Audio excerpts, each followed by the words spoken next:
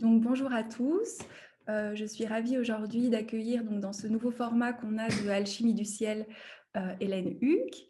Donc pour une vidéo d'échange, de partage autour de nos outils oraculaires et du féminin. Pour celles et ceux qui ne connaissent pas Hélène Huc, je vais peut-être te présenter en quelques lignes.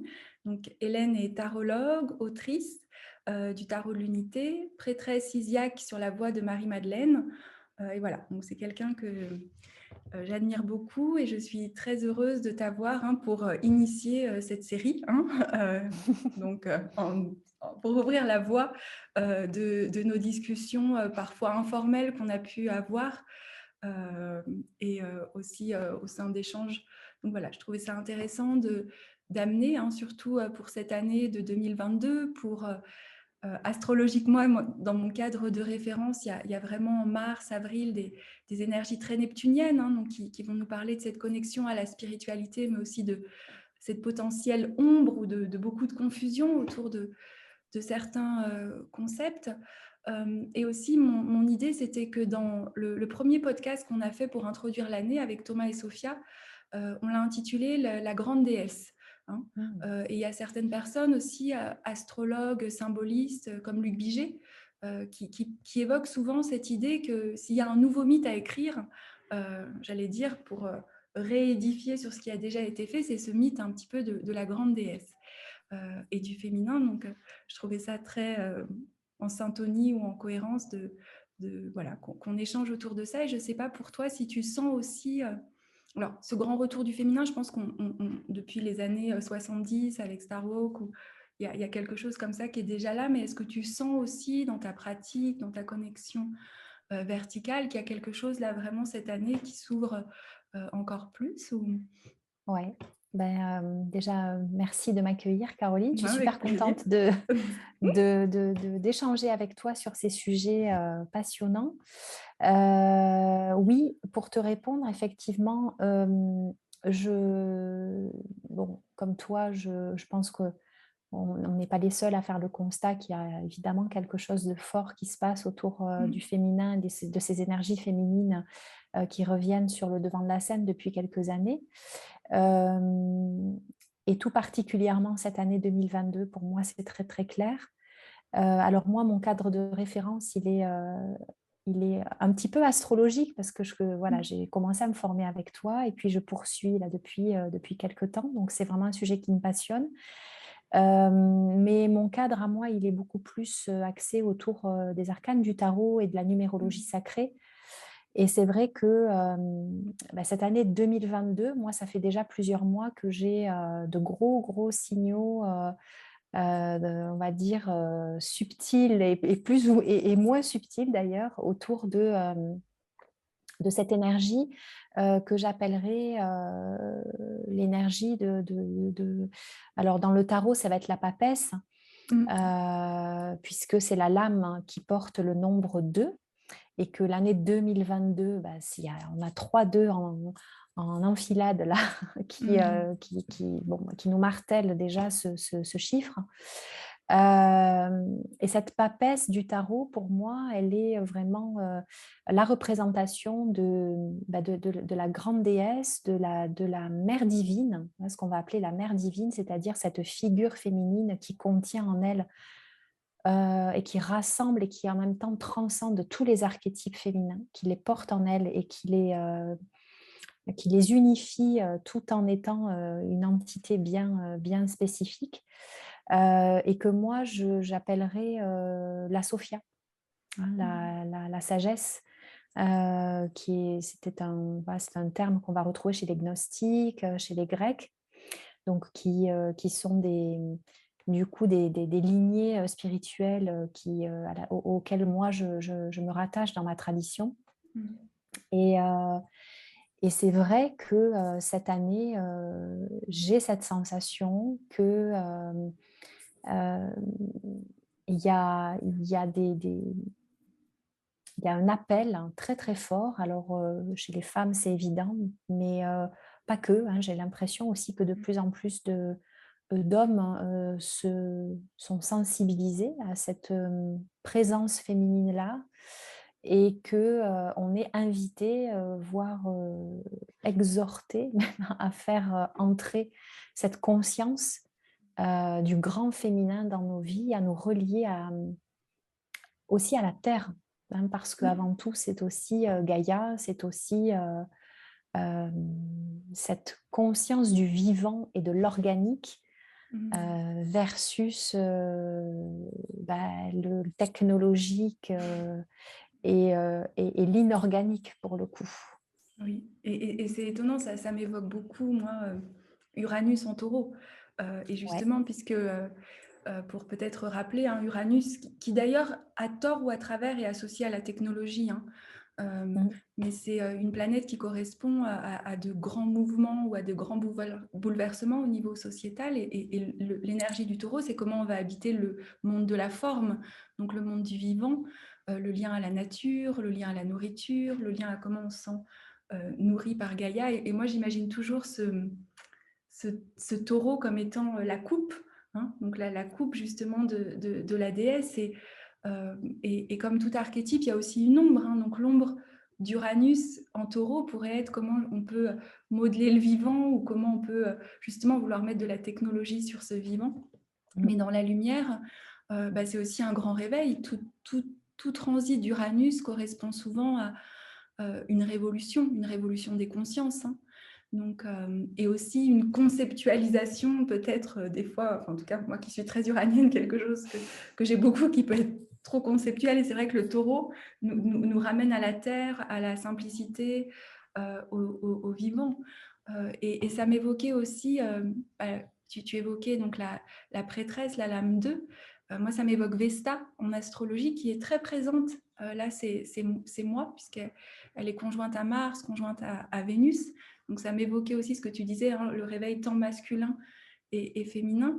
Euh, et pourtant, dans mon langage, hein, ou dans ma vision, Vesta, elle peut aussi avoir cette ombre, que si je ne me trompe pas, peut-être une ombre aussi de la papesse, qui des fois justement est de s'éthériser, hein, et de Oui, vouloir partir très très haut dans une quête du sacré et se déconnecter de son corps ou de se déconnecter d'habiter ce monde. Et je trouve que c'est un peu la difficulté actuellement, c'est comment on peut incarner pleinement sans pour autant se déconnecter et tout en ramenant justement toute cette sagesse que tu appelles la mère divine, ici, maintenant, hein.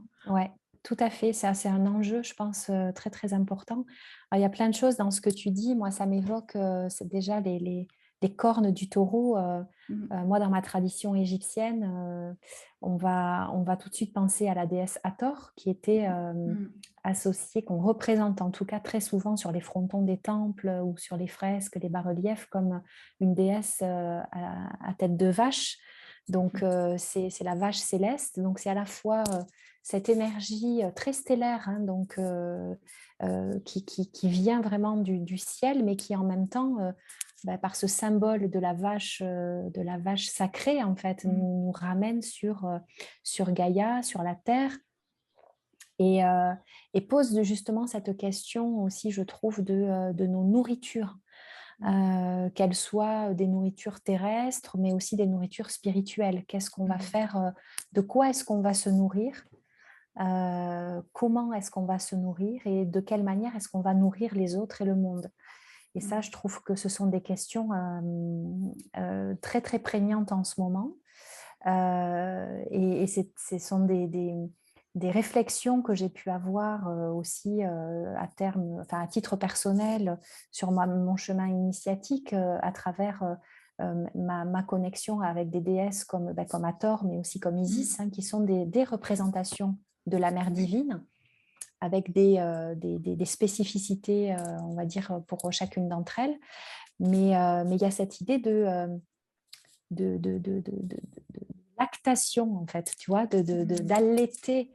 C'est la grande déesse mère qui vient nous nourrir Mhm. de sa semence cosmique et qui, en même temps, au miroir, nous pose cette question de voilà, comment est-ce que nous, de manière très terrestre, on va ramener cette nourriture Mhm. spirituelle dans le concret, dans notre vie quotidienne, donc sans rester scotché au plafond et en même temps sans se perdre dans nos réalités, on va dire, bassement matérielles. C'est toute la question voilà, de l'équilibre entre terre et ciel qui nous est proposé actuellement. Oui, et ça m'évoque vraiment le taureau, hein, le taureau dans le lien à la nourriture, mais aussi l'ombre du taureau peut être cette inertie, où c'est aussi un signe régi en astrologie par Vénus, hein, et l'ombre de la Vénus, il y a quelque chose qui est de l'ordre de la luxure, de l'ordre de justement d'être séduit par l'essence et de rester un petit peu prisonnier, entre guillemets, Ouais, de ces sens-là, de hein, cette sensualité. de Ouais. cette sensualité. Mm. Et c'est vrai, hein, que ça pourrait être... parce qu'ici, il y a beaucoup de mouvements au Guatemala où, tu sais, où on revendique beaucoup sur goddesses, alors c'est beaucoup en anglais, et c'est quelque chose des fois, moi je sais que dans ma pratique, hein, ça fait longtemps que je chemine avec donc, les archétypes féminins sous la forme des astéroïdes, et je me rappelle, il y a quelques années, je ne voulais plus donner de séance, en fait, parce que je ne savais plus la juste posture si on venait pour juste être rassuré, justement. Je ne sais pas si ça t'arrive aussi, mais tu sais, je ne sais pas comment en français, mais ce besoin de dire ce mot prêtresse, et je n'osais plus l'utiliser. Je me disais non, mais c'est galvaudé, mais qu'est-ce qu'on met derrière? Et Ouais. peut-être que toi qui oses euh, parler de ce... Oui, voilà, de cette tradition, qu'est-ce que pour toi, justement, t'évoques la prêtresse, et est-ce que tu sens aussi, ou c'est mon verso des fois un peu qui déconstruit tout, est-ce que tu vois aussi cette ombre, alors qui se reflète beaucoup dans les réseaux, hein, c'est quelque Ouais. chose peut-être après qu'on parlera aussi de cette notion d'oracle, de divination, de prédiction, hein, qui sont des sujets, je pense, intéressants alors sans avoir forcément une vérité, mais à remettre peut-être certaines définitions. Mm. Mm. Ben, pour moi, aujourd'hui, c'est clair qu'il y a, à travers le retour du grand féminin, il y a, je dirais que c'est une conséquence naturelle de plus en plus de femmes qui se sentent à nouveau appelées à incarner ce pont, à recéler, en fait, à retisser ce lien, cette alliance avec le divin et à incarner la figure de la prêtresse. Mm. Donc, pas seulement l'archétype, mais aussi la fonction. Mm. L'archétype, on le porte toutes à l'intérieur de Mm. nous. Par contre, nous ne sommes pas toutes appelées à exercer la fonction de prêtresse. Mm. C'est vrai qu'aujourd'hui, sur les réseaux, alors il y a de très belles choses parce que c'est vrai que ça permet une magnifique diffusion et je dirais vulgarisation, mais dans le bon sens du terme, de ces notions-là, de cette spiritualité qui devient plus accessible et qui n'est plus, on va dire, la chasse gardée d'un petit collectif Mm. d'élus ou d'initiés, mais qui finalement est à la portée de toutes les personnes qui veulent s'en saisir et qui en ont cet Mm. appel. Mais à la fois, on assiste aussi à beaucoup de distorsions, à, je dirais, une notion du sacré et de cette fonction de la prêtresse qui est un peu Mm. galvaudée. Moi, je vois beaucoup d'autoproclamations, voilà, un certain nombre de femmes qui, euh, sans être nécessairement passées par la moulinette initiatique et Mm. avoir suivi un cursus euh, au sein d'une tradition, parce qu'il ne faut pas oublier que voilà, chaque prêtresse œuvre au sein d'une communauté.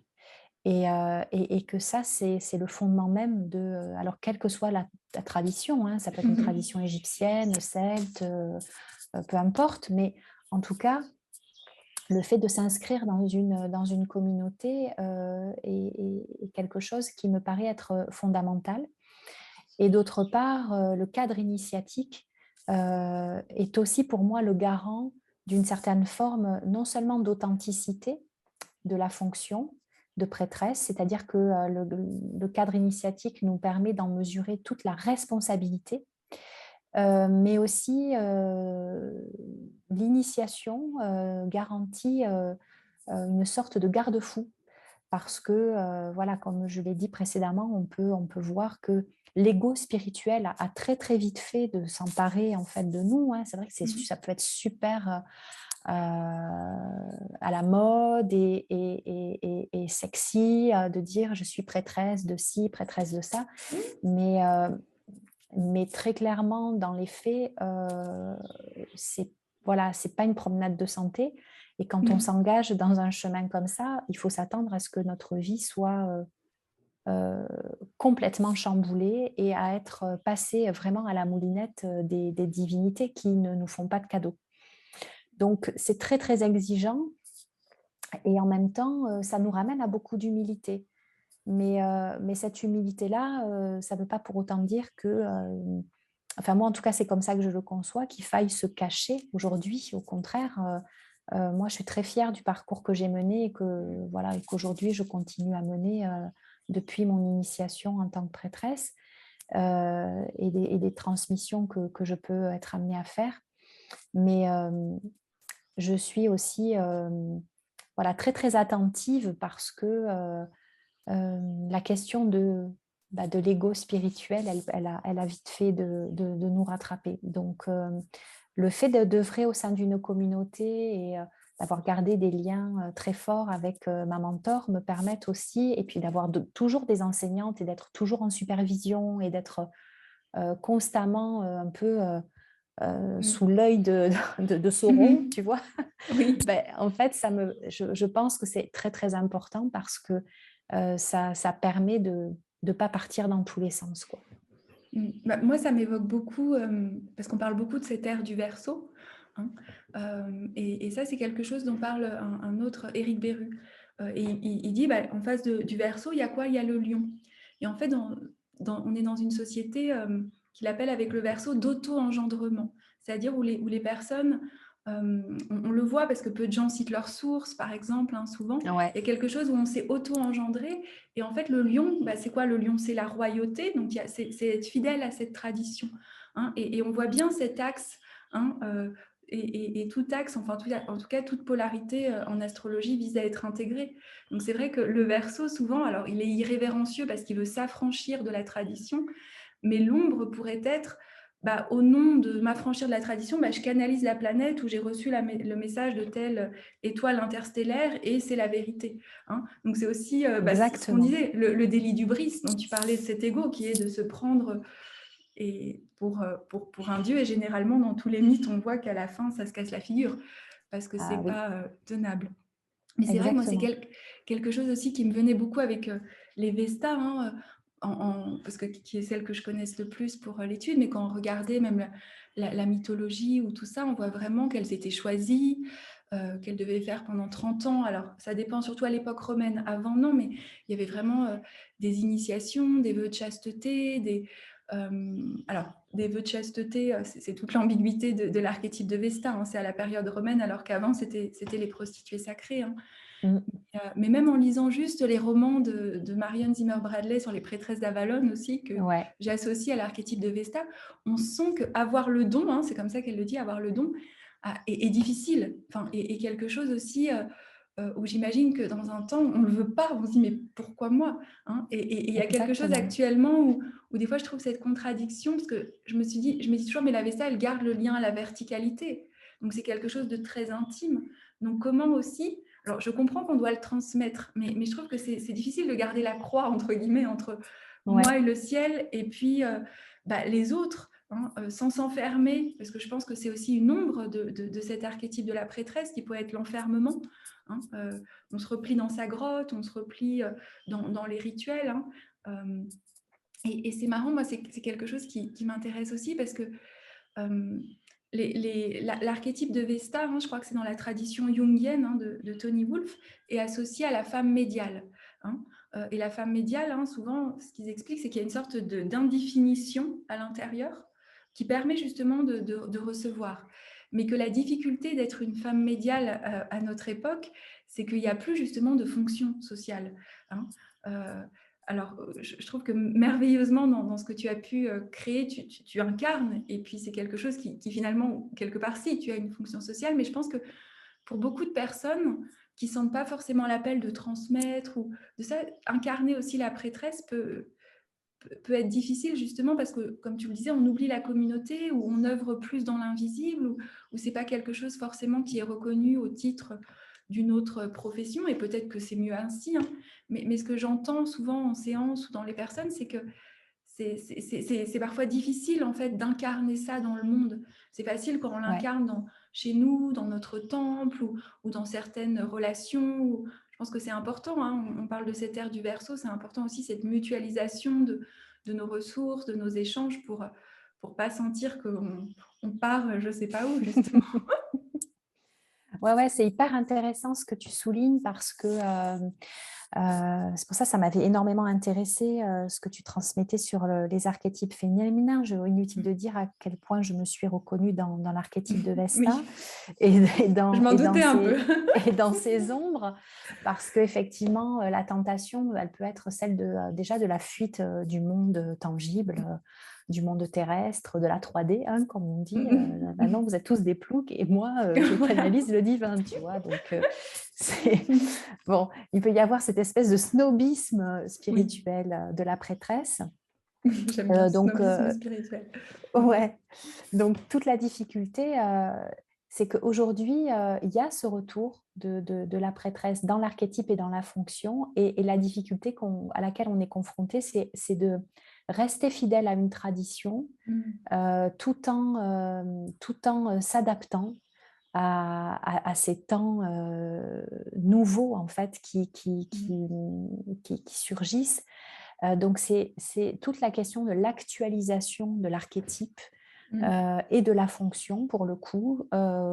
Et là où c'est intéressant, c'est que finalement, je m'aperçois il y a autant de prêtresses que de femmes, en fait. Hein. C'est-à-dire Mm. que moi, en tout cas, dans la manière dont j'ai été initiée, on est toutes encouragées à développer notre propre couleur, notre propre identité. On n'est pas des répliques les unes des autres, en fait. Hein. Mm. On est guidé et par la mentor et par la déesse à développer nos dons, nos Mm. spécificités en lien avec notre essence. Mm. Donc, c'est à la fois un véritable cheminement de connaissance de soi parce Mm. qu'on est obligé d'aller au-delà du développement personnel. Et là, ça va être Oui. intéressant aussi qu'on en Mm. parle parce que Oui. euh, se connaître soi, ok, mais il y a se connaître à travers le développement personnel et connaître à travers le développement spirituel. Et Mm. là, pour le coup, on est poussé dans nos retranchements et ce qui nous est demandé, c'est d'aller contacter la couleur de notre âme, notre Mm. signature énergétique, ce qui fait de nous un être unique et d'aller ensuite proposer ça au service. Mm. Alors, ça peut être au service de manière confidentielle, juste au sein d'une communauté de quelques Mhm. prêtresses. Et puis après, certaines d'entre nous sont appelées à être peut-être un peu plus sur le devant de la scène et à transmettre plus ou moins largement et à mettre leurs compétences au service d'une plus large communauté, alors que Mm. ce soit à travers les réseaux Oui. ou autrement. Donc voilà, tout ça, ça pose, c'est un vrai challenge en fait aujourd'hui, mais Mm. c'est aussi ce qui est passionnant, je trouve. Oui, et ça m'évoque beaucoup hein, quelque chose qui me venait l'autre fois, je ne sais plus, hein, sur l'oracle de Delphes, hein, ce que je te disais en off, Ouais. on dit beaucoup connais-toi toi-même, mais en fait on oublie l'autre partie qui est, je crois, et tu connaîtras l'univers et les dieux. Mm. Et c'est quelque chose hein, qui, pour moi, même par rapport au concept d'oracle, hein, puisqu'on parle de l'oracle de Delphes qui était symbolisé par les Pythis, hein, la Pythonis, je crois, je ne sais pas en français, la Pythonis ou la Pythonissa, et qui étaient ces oracles hein, qui se baignaient dans les eaux de Castalie, puis ensuite qui recevaient une divination, souvent sous forme de métaphore. Hein. L'oracle n'est jamais très clair, enfin en Ouais. tout cas est toujours énigmatique ou métaphorique. Hein. Mm. Donc c'est peut-être ce qui le distingue de la pure voyance, comme on la connaît actuellement, où il y a quelque chose de moins symbolique. Euh, mais c'est vrai que c'est quelque chose que je vois souvent circuler, cette peur de la prédiction. Et en effet, je pense que je lisais quelque chose, je ne sais plus où, qui disait oui, la prédiction, ça coupe les gens de leur ligne de temps. Par contre, que ce soit le tarot ou l'astrologie, sont des arts divinatoires, sont des arts oraculaires. Mm. Et donc, bah, il y a quand même à un moment donné, quand on rentre, j'allais dire en syntonie ou je ne sais pas comment dire avec le langage, que la carte, ou j'imagine les cartes peut-être du tarot, enfin vraiment commencent à parler, il y a quelque chose d'autre qui se passe, on ne peut pas le nier. Enfin, je ne sais pas toi, mais des fois, il y a des choses qui, astrologiquement parlant, comme sont écrits dans les livres, et ce qui vient, ça vient d'ailleurs. Hein. Donc, je Oui. pense que c'est intéressant de... et c'est là où, pour moi, ça dépasse, en tout cas l'astrologie, le simple outil du développement personnel. Je trouve que c'est pas du tout faire révérence, justement, à ce langage sacré, à sa tradition sumérienne, hellénistique. Et c'est très récemment qu'il est utilisé comme ça. C'était pas du tout... alors, les horoscopes, si, étaient utilisés, horoscopos, au Moyen-Âge pour voir si les souverains pouvaient régner, ou la bonne ou la mauvaise fortune. Donc, il y a toute une tradition liée à ça. Mais avant, c'était vraiment, surtout en Sumer, il y avait une immanence où un dieu, pardon, une planète était un dieu qui parlait et qui avait un message à donner. Donc, il y avait vraiment quelque chose de divinatoire, en fait. Oui, et puis je crois que ce qu'on a perdu et qu'on est peut-être en train d'essayer de retrouver aujourd'hui à travers cette pratique de l'oracle. Alors c'est vrai qu'il y a un gros engouement Mhm. commercial autour Oui. du marché des oracles, hein, qui ont le vent en poupe aujourd'hui. Mais c'est que il y a vraiment un travail de décodage autour de l'oracle et de ces pratiques de divination Mhm. et tu l'as très bien dit, qui sont à distinguer de la voyance pure. C'est-à-dire que la voyance, j'ai beaucoup de respect, hein, pour les gens Oui, oui, qui font oui, de la oui, moi aussi. voyance, il Oui. y a aucun souci là-dessus. Moi, j'en connais, j'en côtoie et je trouve ça voilà, super intéressant aussi. Mhm. Mais il y a un peu un côté, aujourd'hui en tout cas, dans la manière dont ça peut être présenté au grand public, un côté un peu prêt à penser, prêt à consommer. Mhm. Euh, L'oracle, en tout cas, dans la manière dont moi j'ai pu le vivre, le recevoir dans ma tradition initiatique, comme tu l'as souligné, c'est sibyllin, c'est Mhm. énigmatique. euh, et va enclencher en fait à l'intérieur de la personne qui reçoit un oracle, une espèce d'investigation. Moi, j'appelle ça des enquêtes cosmiques, en fait, où tu vois, tu mets ton Mhm. monocle et là, tu pars en fait vraiment à la recherche Mhm. du décodage, de l'interprétation de cet oracle.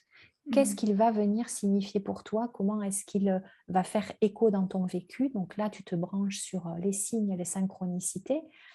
Et tu peux bien sûr aller interroger des supports comme ben, moi, par exemple, le tarot, les runes, Mhm. qui vont voilà, te donner des pistes symboliques de réflexion et de méditation. Vraiment, ce sont des supports méditatifs pour moi à ce que c'est que l'éveil de la conscience, à ces mondes divins, et qui sont pour moi des supports qui sont purs à partir du moment où on se reconnecte justement à cette fonction Mhm. révélatrice, maïeutique du symbole et pas essayer de plaquer dessus quelque chose alors, qui peut être intéressant et qui est un premier niveau de compréhension Mhm. et par lequel je suis passée d'ailleurs moi aussi hein, quand j'ai fait mon apprentissage du tarot. Et moi-même, j'ai développé voilà, une lecture à la fois très énergétique, émotionnelle, mentale de chacun des 22 arcanes majeurs. Mais à un moment donné, je pense qu'on arrive à un seuil, si tu veux, qui fait que on peut se retrouver bloqué Mhm. dans les questionnements du développement personnel, à savoir, voilà, qui suis-je, Oui. qu'est-ce qui est bien pour moi, c'est quoi ma mission de vie. Bon, à un moment donné, il faut aller plus loin que ça. Oui, je suis d'accord. Et puis, je trouve aussi que ça, comment on pourrait dire, ça libère de l'espace mental. Parce que c'est comme si, enfin, je vois le thème de naissance qui est ce micro qui nous connecte au macro. Et je trouve que des fois, enfin, moi, je ne sais pas, de cheminer où je me dis, ah tiens, Uranus, et puis j'essaye de voir les symboles autour de moi. Enfin, il y a une sorte de distance vis-à-vis de moi-même ou d'être sur moi qui m'allège. Enfin, je ne sais pas comment dire. Tu sais, où on est moins à se regarder soi, en fait. Ouais, on se Et je trouve que décentre un peu. on se Ouais. décentre un peu et comme on Mm. voit ce reflet ou ce miroir symbolique de certaines choses, on a cette distance qui est pas une distance qui est une fuite, mais qui permet d'alléger ou de comprendre autre chose et de se laisser traverser aussi ou des fois de remettre à la place de ce qui nous arrive dans les grands Mouvement mouvements cosmique. cosmiques. Ouais, je suis tout à fait Parce d'accord que avec toi. je trouve que ah oui, c'est-à-dire, moi je le sais, hein, aux nouvelles lunes, généralement, les gens de mon entourage me disent: «Ah oui, c'est la nouvelle lune, Caroline». J'ai toujours des choses qui me traversent, mais comme je me rappelle que c'est un cycle, que ça va passer, en fait, et qu'il y a sans doute aussi quelque chose qui est réceptacle à un moment donné de ça, et que si j'essayais, des fois j'ai vu à essayer de chercher la réponse personnelle. Oui, c'est parce que telle personne, ou parce que j'ai senti ça. Et en fait, des fois, je me suis dit, mais arrête, sinon tu fais que réactiver des mémoires anciennes pour ensuite les redérouler. Et finalement, c'était peut-être pas ça. Hein. Oui, c'est ça. Euh, Je crois que ça nous invite aussi à nous remettre en perspective à l'intérieur mm, du monde, de la création, du cosmos mm, tout entier, et de ne pas rester focusé comme ça sur nos problématiques personnelles, même si elles ont leur importance, bien sûr. oui, On est tous préoccupés par est-ce que je vais trouver l'amour, est-ce que je vais avoir un bon job, est-ce que oui. et c'est absolument pas à dénigrer, au Mm, contraire. Mais je crois qu'on prend les choses par le petit bout de la lorgnette et que on n'a pas suffisamment, comme tu le dis, ce recul, cette distance pour se repositionner à l'intérieur mm. d'un système qui est bien plus vaste que ça. Oui, et puis ça me fait vraiment penser aussi à justement, pour revenir sur cette notion d'oracle, comme tu le disais, parce qu'actuellement, il y a vraiment cette réduction de l'oracle qu'au support des cartes. Hein. Oui, Et je me dis, oui, mais alors, je sais pas, mais je me dis, oui, mais avant, les oracles étaient aussi les personnes. Ça ne veut pas dire non plus qu'on s'identifie totalement à l'oracle, mais il y a cette objectivisation quelque part dans un objet d'un oracle. Et comme ouais, tu le rappelais très bien, le symbole, hein, c'est ce que dit Jung, le symbole est vivant et on doit être enceinte du symbole, sinon on le fait perdre de leur sens. Et c'est vrai que l'apprentissage de l'astrologie, ou j'imagine dans le tarot, il y a des mots-clés.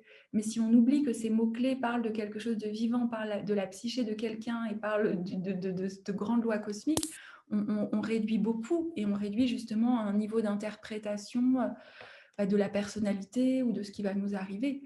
Hein. Et on oublie le mystère. Enfin, je ne sais pas si pour toi, ça me vient comme ça, mais je me dis, oui. on doit accepter, en fait, même dans des outils qui donnent beaucoup de clés de compréhension, je me dis, on doit soutenir cette ambiguïté que finalement, le mystère, il est toujours là. Mm. Oui, Mm.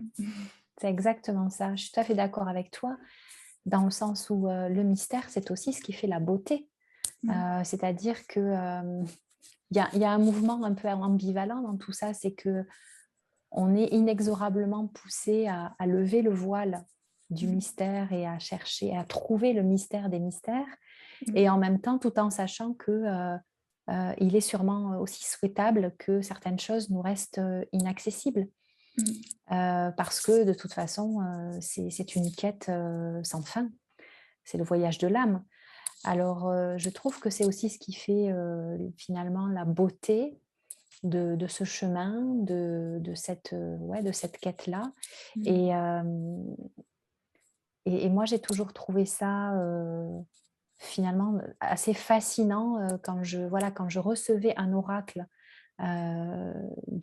sur mon chemin d'aspirante prêtresse, et qui était donc délivré à ma mentor via Mm. voilà, sa réception du message de la déesse Isis. Je trouvais ça, c'était de la poésie en fait. Il y Mm. avait deux, trois phrases comme ça qui s'enchaînaient et où tu comprenais rien. Mais c'est super beau. Tu dis, mais qu'est-ce que c'est que ça? Mais qu'est-ce que ça veut dire? Moi, je suis restée 3 ans sur. J'ai eu mon oracle de début de prêtrise, Mhm. et ça a été une enquête cosmique de 3 ans, c'est-à-dire pour Ouais. comprendre ma véritable couleur. Alors, Mm. j'en ai eu d'autres, des oracles intermédiaires tout au long du parcours qui m'ont aidée. Mhm. Mais, en fait, il a fallu que je résolve. Et encore, je suis sûre que je n'ai pas tout compris à ce que j'ai Oui. résolu de cet oracle-là, mais il a fallu que je comprenne ce que Isis attendait de moi à travers Mhm. cet oracle que j'ai reçu au tout début de mon cheminement. Et, je trouve ça passionnant, en fait. Mhm. Voilà, je ne sais pas comment font les gens qui, Oui, mais je suis d'accord, qui parce que n'ont c'est pas exact. cette magie-là dans leur vie. Je me dis, C'est mon Dieu, mais ça doit être tellement triste. C'est marrant, c'est exactement ce que je pensais. Je me dis, c'est quand même pour ça que tous ces outils, enfin, c'est même pas des outils, mais tous ces langages, parce que j'allais dire, ça peut être l'astrologie, le tarot, les oracles comme ça, directs. Ouais. Hein, c'est ce qu'on parlait avant. Il y avait une forme de divination directe et une forme de divination indirecte. Hein. Mm. Bon, on n'en est plus à ouvrir les animaux pour voir le Non, langage des intestins, non, mais non, heureusement, ça non. Ça, ça non, c'est ça pas c'est glop. passé. Voilà. Mais je me dis aussi même les rêves, hein, Ah, tout ce qu'on peut avoir dans mais les voyages de conscience, les rêves. Et comment des rêves. Enfin, moi, j'ai le souvenir le premier rêve que je me souviens, mais il y a très très longtemps, parce que je me rappelle la chambre dans laquelle j'étais enfant. Mais c'est marrant comme on peut cheminer justement avec tous ces oracles et ça reste. Alors, je pense qu'on a chacun aussi, c'est peut-être quelque chose, peut-être pour terminer, qui est important. Je me dis, chacun a sa manière de recevoir aussi ces oracles.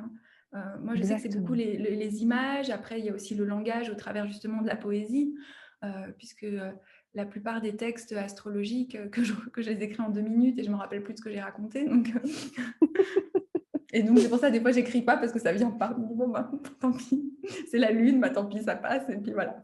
Mais, mais c'est ça, souvent, on a trop de représentations aussi où il y avait quelque chose. Et je me rappelle plus jeune, alors, quand c'était tout le début, hein, je me rappelle à la Fnac, le rayon de channeling. Ouais. C'était le 5e soleil de la 5e galaxie. Donc, il y a vraiment quelque chose qui est resté un petit peu. Et je pense que c'est aussi quelque chose qui est très beau et qui a sa place. Mais ça peut. J'ai l'impression que souvent, ce qui coupe les gens de devenir leur propre oracle, c'est justement ces représentations aussi sur ce que ça devrait être ou comment ça devrait se manifester, ou qu'on devrait entendre quelque chose, ou que vraiment il devrait y avoir quelque chose de très spécial dans notre vie, ou qu'on a besoin de Ouais, je ne sais pas combien de gris-gris autour de nous. c'est ça. Un truc très spectaculaire, Très très. spectaculaire. Je suis assez d'accord avec toi. Je trouve ça très beau ce que tu dis sur devenir son propre oracle. Mm. Euh, Finalement, c'est tout c'est vraiment ça. Et je crois qu'il appartient du coup à chacun d'identifier ses canaux de captation, de Oui. réception et, et après de les développer ou pas, hein, Mm. d'ailleurs. Mais effectivement, moi, je connais pas mal de gens chez qui ça passe par les rêves. Voilà, moi, je sais que c'est souvent par les synchronicités, voilà, c'est plutôt par des choses qui vont me venir Mm. de l'extérieur, dans la matière. Ça peut m'arriver aussi par les rêves, mais c'est plus rare, plus ponctuel. Et là, je sais que Mm. généralement, si ça passe par ce canal-là, c'est il y a un gros message très, très Mm. important et que j'ai dû louper un truc dans la matière. C'est marrant. Donc, oui, oui, je pense qu'effectivement, ça peut passer par des choses très simples et Mm. très subtiles et que ça n'a pas forcément à être scénarisé, Oui. spectaculaire. Voilà. Mm. Mais moi, j'ai une anecdote, c'était que je me rappelle, mais j'étais plus jeune, hein, et je disais à quelqu'un que moi, c'est marrant, je me connectais avec le bruit des moteurs. Donc, Mmh. quand dans l'avion, dans les voitures, surtout dans les bus, parce que j'ai vécu en Argentine où il y avait ces longs bus de 18 heures. Et en fait, je me disais, mais je partais complètement. Et après, en fait, j'ai compris que c'était le rythme et qu'il y avait en fait une sorte de spirale. Comme un Et après, tambour, en fait. un peu Ouais, comme un tambour, voilà. Et pourtant, j'ai ouais. du mal avec le tambour des fois, moi. Et c'est drôle parce qu'après, je suis allée donc, dans un centre plus traditionnel. Donc, on me disait, alors voilà les clés pour canaliser, tout ça. Et en fait, ça m'a perdue parce que moi, je disais, ah, mais moi, c'était dans le bus. C'est Je peux l'oracle pas du sortir bus. du temple. Tu- Tu la connais, celle-là, c'est pas la petite de Delphes, mais c'est Caroline, tu vas la voir d'aller dans le bus. Non, mais c'était ces mouvements moteurs, en fait. Après, quelqu'un Ouais, m'a expliqué, je ne me rappelle plus en énergétique, qu'il y avait, il y avait quelque chose, en fait, où ça pouvait être cohérent. Mais je me bien dis, sûr. c'est intéressant parce que, ou le vent aussi, hein, quelque Ouais, chose avec le vent, en fait, tous les mouvements qui font aller un peu quelque chose de très répétitif ou certains passages de musique, mais qui ont ce rythme. Hein. Et je me dis, c'est marrant parce que ça rappelle vraiment que souvent, en fait, on ne le voit pas, mais en fait, on le fait, mais parfois, ça peut être aussi, ça peut passer inaperçu dans notre quotidien. Euh, exactement. et, et ça peut paraître tellement simple qu'on n'ose pas, parce que c'est trop simple. Bah Euh, oui, on se dit, bah non, c'est pas valable, ben non, c'est pas valide, c'est ben pas oui. possible. Ça peut pas être ce message dans un film qu'on voit par derrière. Ben non, pas Ouais, sur Netflix, quoi, tu vois. exactement. Ou pas dans... Ouais. Non, les enfants, on est plus ouverts à être, qu'ils soient nos oracles, nos enfants. Oui, et c'est vrai. Et puis d'ailleurs, ils sont pour ça, ils nous instruisent beaucoup parce que je pense que si on était en capacité de garder un peu plus d'émerveillement, de Oui, curiosité, de spontanéité, on se poserait moins de questions à se oui. dire, ah bah oui, mais non, mais ça c'est pas possible, c'est pas comme ça que ça doit Mhm. arriver. Alors que ça peut être tellement simple. Mm. Merci beaucoup, Hélène. Peut-être pour terminer, est-ce que tu aurais quelque chose que tu veux partager, une actualité où les gens peuvent actuellement recevoir tes enseignements ou si tu as des projets Oui, courts? actuellement, bah, moi je suis surtout active sur Instagram. Voilà, je partage euh, ma voix initiatique magdalénienne. Cette année, j'ai la joie d'amener avec moi, d'accompagner un groupe tout au long de l'année Oui, autour mm. de Marie-Madeleine, justement, et donc de délivrer un certain nombre d'enseignements en lien avec les enjeux évolutifs de cette année 2022. Mhm. Et, euh, et voilà, et là, je suis en train d'écrire un oracle de Marie-Madeleine, Waouh! voilà, qui paraîtra probablement soit fin 2022, soit début Mm. 2023. Voilà. Donc, je suis Ah, super. en En pleine pleine écriture. réception, écriture, voilà. Mhm. Ça va bien avec les énergies de Neptune, Jupiter. C'est très inspirant. Hein. Je On va crois. venir. Oui. Bon. En tout cas, un grand merci à toi. Merci Euh, Caroline, c'était super intéressant, je me suis Bah régalée. oui, moi aussi. À bientôt. À bientôt.